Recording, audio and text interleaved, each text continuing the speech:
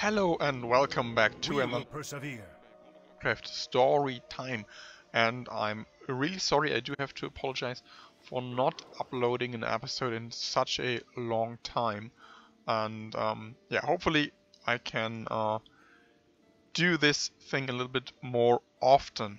But right now my university and Dark Souls are eating away at most of my time, so this could be one of the projects that will suffer from this, but hopefully I can provide you with enough episodes to at least have one in a month, or, well, I try to do one every week. As you see, again, today we've got the 15th of May, and I'm recording this episode in, on quite a short notice, so the episode will go online at 19 or at 7 o'clock, and we've got nearly 3, so only recording this a mere 4 hours before its air date, which means I'm I'm on a short notice. But let's see what Lord Raymond George has to say to us. Oh, here's a few quests. The sacrifices of my Argent Dawn brothers must never be forgotten. They believed in the dawn, though none lived to see the return of the light to these lands. In life, my brothers and I fought against all the forces of the Scourge, but none were so reviled as the necromancers. It was not enough for them, raise or dead. For them too. There should be a 2 in there. Enough for them to raise our dead comrades and send them against us? No, they created twisted golems of bone with scythes for hands. These aberrations slew many of my brothers, and yet we could not destroy them all. I ask you, Rianko, to carry on the task of the fallen, venture into the ossuary of Scholomance and slay the largest, most dangerous of these abominable creatures. Okay, that's... honor, friend. I think those are only for the dungeon. Do you know who the Knights of the Silverhand were? They were the original Paladins of the Light, and from their ranks came knights who would later join the Argent Dawn or the Scarlet Crusade. Though many have gone astray, they still possess valuable relics of the Silverhand. Deep in Stratholme, under the watchful eye of Instructor Galford, volumes of the Annals of the Silverhand survive. Any volumes they could recover would be a fitting addition to the rededicated Light's Hope Chapel. Light bless you. Okay, so we're going to let those quests stay in our quest log, and I'm going to I'm going to see whether I'm going to make them or not, because the thing with this type of Let's Play was that I'm not about to get into dungeons and level through that, and dungeons, they do give lots and lots of XP, so yeah, we kinda need to limit our XP gain here a tad, but I think we can, it should be manageable. Plus, for those who are not watching my German stuff, I recently bought a Razer Naga, so which I did forget to do with this character. I'm going to show you this little thing here. It is a another action bar, which is for my mouse buttons, so that I can easily use those guys. And it's kinda, I forgot what Pummel was the wasn't called Pummel the kick? Yeah. So I'm going to use those mouse buttons a little bit, and I'm thinking about doing getting charged somewhere in there, but I do think I think that's quite enough for today. Let's see if we can get more Let's see if we can get more of those abilities that I frequently need. So, yeah, last time we were talking about the rise of Warcraft Doomhammer. He took up the mantle of War Chief and he kind of obliterated the defense of Stormwind with the help of Grona Half-Orcan, who slay the prince or the king of Stormwind. I think it was King Laenrin, and his son Varian and the line of Stormwind, Anduin Lothar, they kinda escaped to Lordaeron. That was where we kinda left off the story of the first Orc invasion, and the story continues where the trolls are involved, because the forest trolls of the highlands of let's just I need to recall the name, Kel'Thalas. In Kel'Thalas or in the Ghostlands, the Amani trolls were present, and they kind of made a deal with the Horde for them to yeah, have an alliance to cleanse the Elvish lands, yeah, of the Elvish people. So they we need to dig a little bit, or to elaborate a little bit on this, because the lands where the High Elves settled in the end, they were yeah, they were Amani lands. The Amani trolls resided there long ago, and they had a little bit of a skirmish, or more than one skirmish, with the elves over time, even to the extent that the Kingdom of Arathor was involved to help out the elves, and they in turn taught them magic. And yeah, so now the Amani wanted their lands back, because now they've got the orcs on their side. They thought themselves to be a force to be reckoned with, and of course the elves, they were partners in crime with the humans, so they were of course a thorn in the side of the Orcish Horde, which made them a valuable target, or strategically valuable target.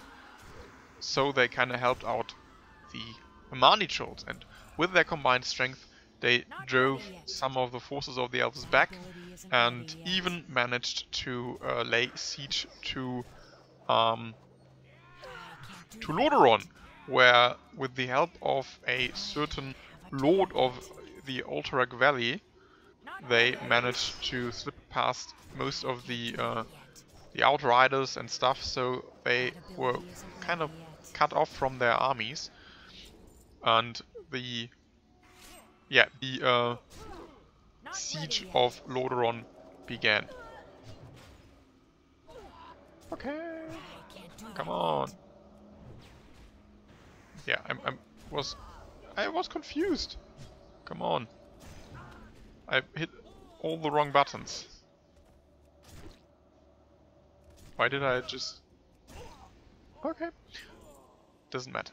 So, of course, the siege was laid to rest at some point, because Gul'dan had his own schemes. He tried to get to the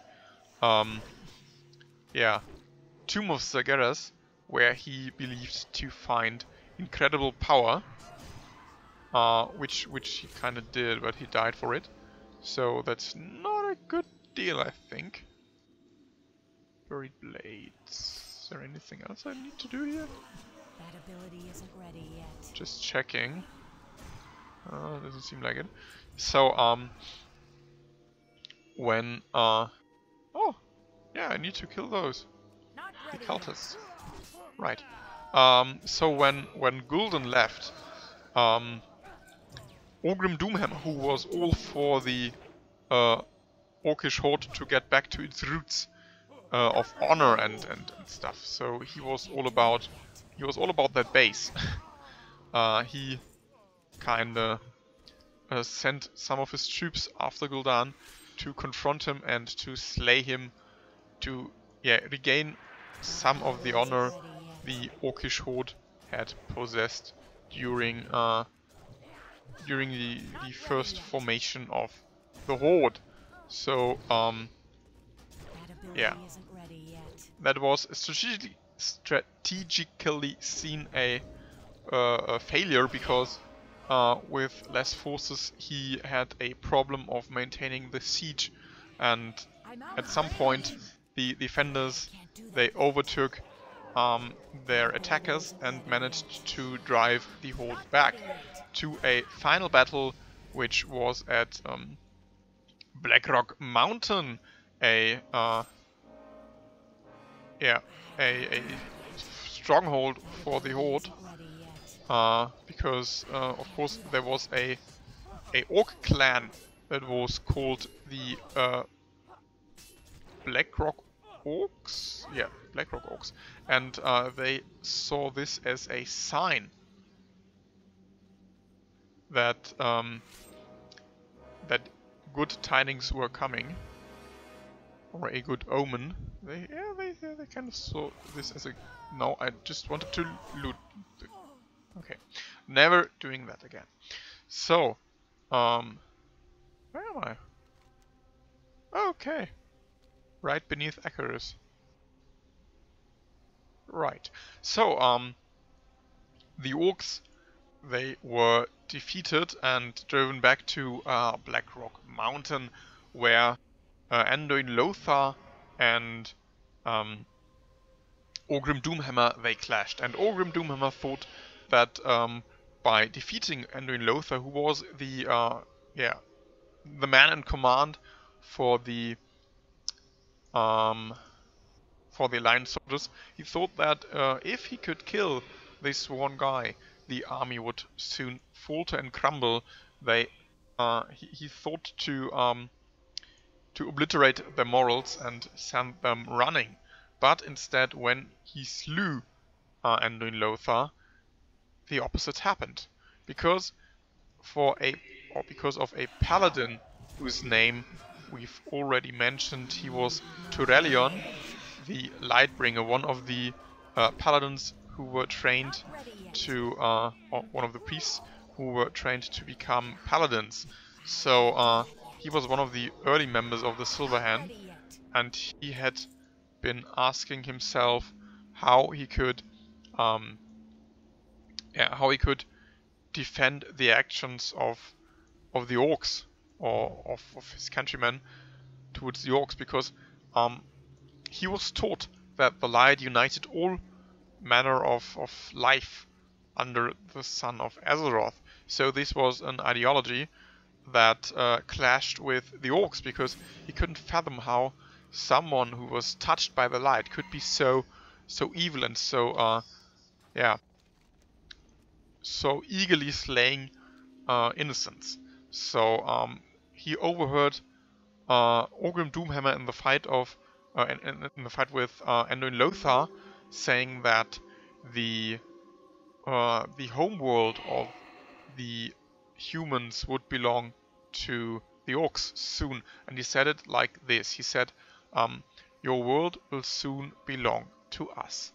And that was when something within Turelion clicked. He said, well, the light unites all life that is on Azeroth, but the orcs, they are not from Azeroth, they are from another world, and they need to be stopped. It is okay to use the light against those who are not of this world. So he kind of found a justification for slaying orcs, which is rather nice. But let's turn in some quests. You've been fighting dead. Did you find Broman? Well, someone who goes and gets things done. Here's your cut, sweetie. I'll be seeing you around. Okay. I'm terribly sorry for butchering that accent. My allergies are acting up today again, which is kind of, well, what happens all the time lately. You've returned sooner than I expected. Excellent. We will continue our path into the north. Next, you will be completing a similar task, this time in Northdale. For the Alliance. Okay. Greetings. Our duty for the day is done. It is only a matter of time before we defeat the Scourge. Today, we made progress. And we've got a trinket, a cloth head, and a neck. Let's take the trinket, because we do not owe any trinkets up to this point. So yeah, our time is nearly up. I think we can do the worm meat, but in well, let's do a little bit longer, because I've not uploaded any episodes in recent times. Who are you, caretaker? What can I do Alan. for you? You have anything cool? No, he does Safe not. travel. Yeah, where was I? We were talking about the fight between Orgrim Doomhammer and Anduin Lothar. At some point, he did manage to slay Anduin Lothar, and of course, Turelion, now with his newfound faith or refound faith, he went all in against the Orc leader, and quite the opposite happened as he planned, because he wanted the Alliance army to crumble after the defeat of Anduin Lothar, but when Orgrim Doomhammer was defeated, not slain, but defeated, the Orcish horde, they crumbled, they broke formation, and they ran for their life. Some of them, they tried to fight it out. They wanted to go out with honor and die on the battlefield, whereas some flew towards the Dark Portal, which led the Alliance straight towards the Dark Portal, and they found the way where the Orcs got into their realm. So now Khadgar, the apprentice of Medivh, the Last Guardian, he sealed the portal. What was this? Was it the Skull of Gul'dan? I don't think so. No, it wasn't. He closed the Dark Portal, I think, with a Book of Medivh or something. So now the Orcish horde was back on Draenor, but some of them who surrendered were still on Azeroth. So now the Alliance needed to do something about those Orcs, and they decided that the Orcs, they were a brutish and violent tribe, but they were very muscular and they could be used for hard labor. So they did pretty much what Germans did in the Third Reich. They kind of hold all the Orcs together into one of a few major camps where they had to do labor and even do gladiator fights, which is not a nice thing to do. So let's get back to Lightshope Chapel and turn in the quest. Yeah. So now we've got a captured Orcish horde, a broken Orcish horde, and Orgrim Doomhammer, he managed at some point to evade his captivity. Now there is, as I called it, the first Orcish horde invasion. Of course, there needs to be a second one. You will grow to tolerate the taste undead. I did. May the Earth Mother watch over you. Bless you, young one. So what? A gun? We don't need a gun. We could use legs, but they're intelligence. Agility. Oh, come on. You just take this thing. We can still equip it. Okay, sorry. I need to. With your contribution to the food stores, my current assignment is complete. I will be heading north to the Blackwood next. I understand you may be headed in the same direction. Do you mind if I join you on the road? I will head northwest to Eastwell Tower. If you're interested in teaming up, you can meet up with me there. We shall meet. Christ, that was difficult. Another quest from Terranar Sunstrike. Terostus has given us our next task, slaying more undead in Northdale. Gudrun is excited to move forward, but I think we should show a little more caution. Let's meet up with Fiona. She should be at the next tower by now, Eastward Tower. I think it's called. It's close by to the northwest of Lightshope Chapel. We can rest there and plan our attack on North. The reckoning is at hand. Okay. So I'm going to go south now towards the Scarlet thingy. Oh, nice. Yeah.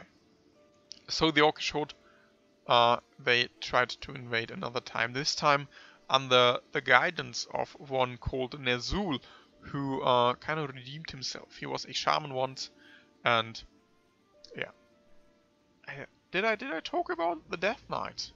I don't know. One of the gifts Gul'dan bestowed upon the Orcish Horde was that he kind of boned the spirits of the slain Shadow Council members to human corpses. So they were the first so-called Death Knights. One of those was Terran Gorefiend, whom we do know in the story of Draenor and Warlords of Draenor, and later on in the Burning Crusade we meet him again. So let's see what Archmage Angela dos Santos has to say to us.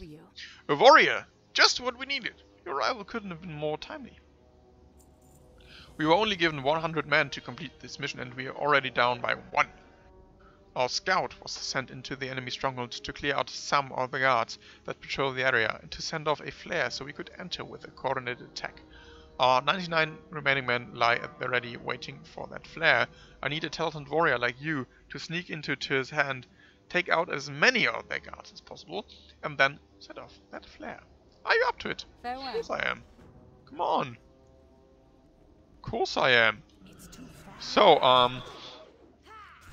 under the guidance of Ner'zhul, they tried to sneak back into Azeroth, and they managed to open the Dark Portal again. But the Alliance, of course, they weren't sitting on their hands for so long. They erected a keep called Netherguard within the now called Blasted Lands, and Netherguard was constructed to be a stronghold and a lookout for another Orcish Horde invasion,